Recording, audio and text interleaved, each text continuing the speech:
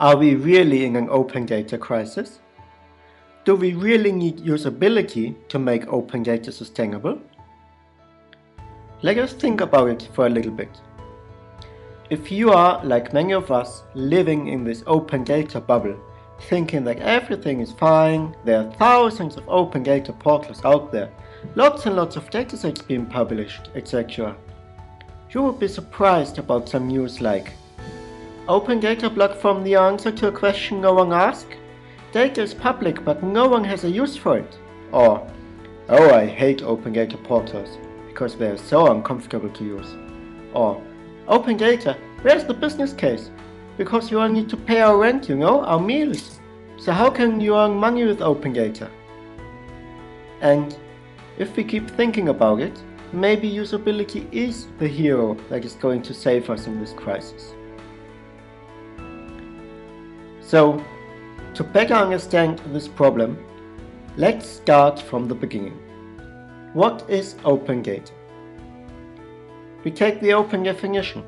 Open data and content can be freely used, modified and shared by anyone for any purpose. But if we think more careful about this definition, that is not really what open data is. That is how open data is. So let's try to find another angle. Maybe we can actually find some examples about what open data is. The first one, the most famous and probably biggest example, is Wikipedia, which is an encyclopedia written by the same people who read it. Everyone can participate, everyone can write new articles, correct articles. In summary, that's the best example of open data by pure community effort. The second one, and not so famous like Wikipedia, is OpenStreetMap.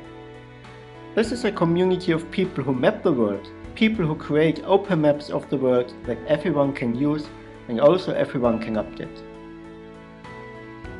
And finally, there are a lot of open data portals out there, like for example data.gov.uk or das Datenportal für Deutschland, and that is where public administration can publish their open data. Let us have a look at that now, how it really looks like in the real world. Let's pick for example the Irish one, data.gov.ie. And it looks great, doesn't it? We have more than 4,000 datasets. Now, to continue with our journey, we would like to do some research about charities. First, we need to look for actual open data, because quite a few of the datasets in the portal are not open data, even though it is called Open Data Portal. But not all that glitters is gold. So let us search for Creative Commons licenses, and we find 4,339 results. That's not too bad. So let's have a look at the first one, benefits. Oh, that's looking good. It should be a database of all Irish charities. So let's go into it. Oops, oh no, deleted resource. This resource has been deleted. As you can see, this is one of the problems that right now we have with open data portals. There are many cases where you need to be a bit of an expert to know how to find data in the portals. And of course you need to know that there is a portal, and you need to know how to search for the data there, etc. Aral Balkam came up with a great comparison. Open data right now is open as a door. Why? Because a door can be closed anytime. Today is open, tomorrow who knows. It also means that someone has the power to close this door, and we, the users, stay out in the cold. There are more examples like this. In Canada a few years ago, a new government got to power and they decided not to have the database about weapons anymore. So they just deleted the database in all copies. And now all the data is gone. It was open data and now it's gone. Another example is when the US could not get the budget through and their open data portals just closed down for a few weeks.